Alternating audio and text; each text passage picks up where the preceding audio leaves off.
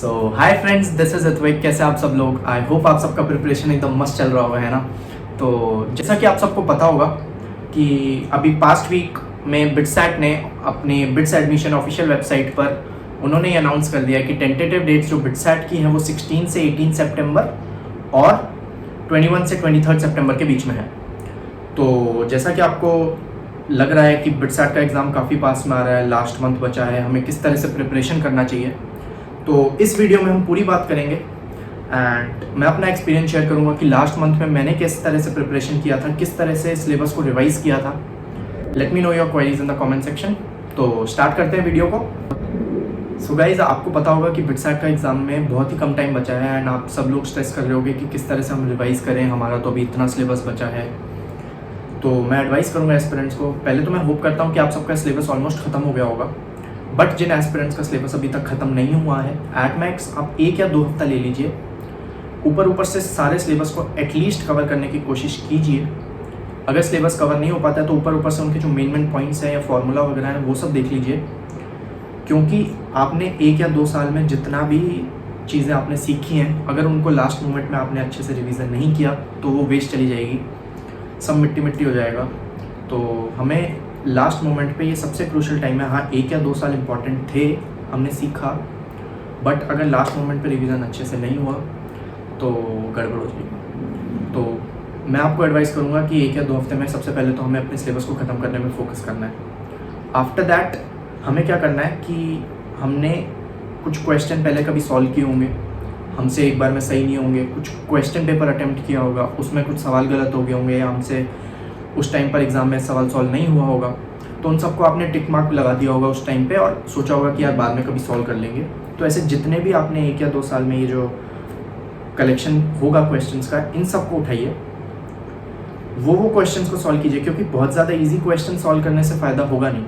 And जो सवाल आपने पहले अटैम्प्ट किया और पहली बारी में आपसे सही हो गया तो 99% चांस होता है कि आपसे अब आप करोगे, आपको अगर अभी भी दे दें तो वो आप सवाल सॉल्व कर लोगे। हाँ, 1 या 2 क्वेश्चन होते हैं कि हमारा उस टाइम पे वो दिमाग चला गया, उस डायरेक्शन में चल रहा था, तो हो सकता है कि ऐसा हो, बट मोस्टली ऐसा ही होता है। तो हमें फोकस किस पे करना है? मेन फोकस हमारा होना चाहिए उन क्वेश्चन्स पे जो हमसे पहली बारी में नहीं हुए थे, हमने उन्हें मार्क किया हुआ है।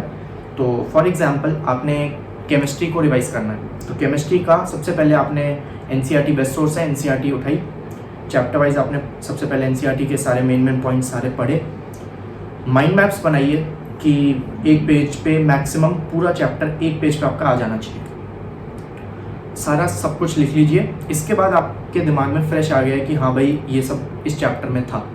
उसके बाद आप जो क्वेश्चन आपसे नहीं हुए उसको अटेम्प्ट करने की कोशिश कीजिए, नहीं होता है तो उसके सॉल्यूशन को समझने की कोशिश कीजिए एंड डेफिनेटली इससे आपका इम्प्रूवमेंट होगा और अपनी मिस्टेक्स आप रिवाइज करेंगे तो एग्ज़ाम में आपकी वो मिस्टेक्स नहीं होंगी डेफिनेटली। तो इस बात पर फोकस कीजिएगा एंड कुछ भी लास्ट के मोमेंट पे ऐसे नया पढ़ने की कोशिश मत कीजिएगा, क्योंकि इससे क्या होता है कि हमारा कॉन्फिडेंस कम हो जाएगा एंड लास्ट के मोमेंट पे अगर हमारा कॉन्फिडेंस कम हो जाएगा तो अगर हमें आता भी होगा तो शायद हम एग्ज़ाम में सवाल ना सॉल्व कर पाएँ और प्रेशर में एग्ज़ाम देने से कोई फ़ायदा होगा नहीं। तो एकदम चिल होके, एकदम रिलैक्स होके हमें एग्ज़ाम देना है एंड एग्ज़ाम से 1 वीक या एटलीस्ट 3 या 4 डेज़ पहले हमें लास्ट में कुछ नहीं करना है, एकदम अपने माइंड को रिलैक्स करना है एंड जितने भी बस थोड़े बहुत फार्मूले वगैरह हैं वो सब देख लेना है, ऊपर से माइंड में ही रिवाइज करना है। ऐसे कुछ नया नहीं उठा लेना है कि हाँ भाई अब तो चलो रोटेशन पढ़ेंगे लास्ट के मोमेंट पे, क्योंकि अगर आपने वो चैप्टर 1 या 2 साल में नहीं पढ़ा तो आप कैसे एक्सपेक्ट कर रहे हो कि लास्ट का 1 महीने में आप सारा खत्म कर दोगे?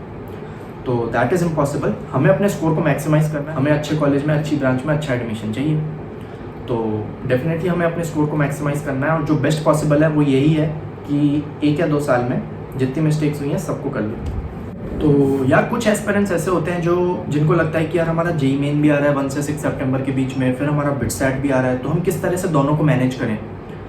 तो आपको जैसा पता होगा कि जो JEE मेन का पेपर है, JEE मेन के पेपर में टोटल 75 क्वेश्चंस आते हैं, 25 physics, 25 maths and 25 chemistry.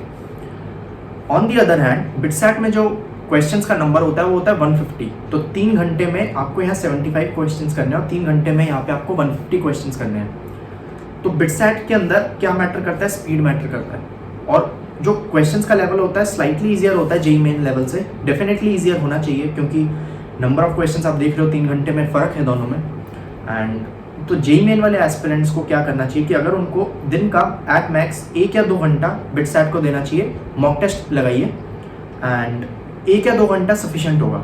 But जो एस्पिरेंट्स सिर्फ बिटसैट पर फोकस कर रहे हैं तो वो डेली 1 या 2 मॉक टेस्ट दीजिए, बाकी टाइम अपना सिलेबस रिवाइज करने पे फोकस कीजिए। लॉजिकल रीजनिंग के लिए मैं सजेस्ट अभी लॉजिकल रीजनिंग और जो इंग्लिश का पोर्शन है, इंग्लिश के पोर्शन में आप ऐसा कुछ सीख नहीं सकते मतलब 1 या 2 साल में कि आपने इंग्लिश पढ़ ली तो आपका डेफिनेटली बिटसैट के अंदर अच्छा हो जाएगा। ये तो ओवर द ईयर्स एक्वायर करने वाली चीज़ है, तो इस पर इतना फोकस मत करें आप।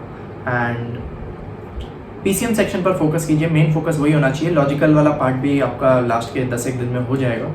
तो पीसीएम को रिवाइज करने पे फोकस करना है। स्पीड बढ़ाने का एक ही तरीका है, रोज मॉक टेस्ट दीजिए। टाइम बाउंड प्रैक्टिस ही सबसे बढ़िया तरीका है स्पीड विद एक्यूरेसी लाने के लिए। हर पेपर, हर मॉक टेस्ट देने के बाद उसका एनालिसिस कीजिए कि यार हमसे सवाल नहीं हो पाया, क्यों जल्दी नहीं हो पाया। तो इससे डेफिनेटली आप देखेंगे कि धीरे धीरे आपका इम्प्रूवमेंट हो जाएगा। और जेई मेन वाले एस्पिरेंट्स दिन का हफ्ते में एट मैक्स 4-5 मॉक टेस्ट दे दें and that would be sufficient. बाकी आप अपनी जेई मेन के पर फोकस करें क्योंकि दोनों का लेवल ऑलमोस्ट सेम होता है, दोनों की टॉपिक कवरेज ऑलमोस्ट सेम होती है। बट हाँ, बिटसैट का लेवल स्लाइटली ईजियर होता है, तो स्पीड बढ़ाने पर फोकस तो मॉक टेस्ट देके ही हो सकता है। So all the best guys, last का मंथ है, बढ़िया प्रिपरेशन करना और एकदम एग्जाम को फोड़ देना। आई होप आप सबको ये वीडियो पसंद आया होगा, आपके लिए काफ़ी हेल्पफुल रहा होगा, आपकी प्रिपरेशन को एक अच्छी डायरेक्शन मिल जाएगी इस वीडियो से। Do let me know in the comment section and feel free to ask queries. आप मेरे को इंस्टाग्राम पे DM कर सकते हैं एंड मेरा इंस्टाग्राम हैंडल है askbitcn। So do subscribe to my channel if you find my content helpful. Till then, चंगा फिर।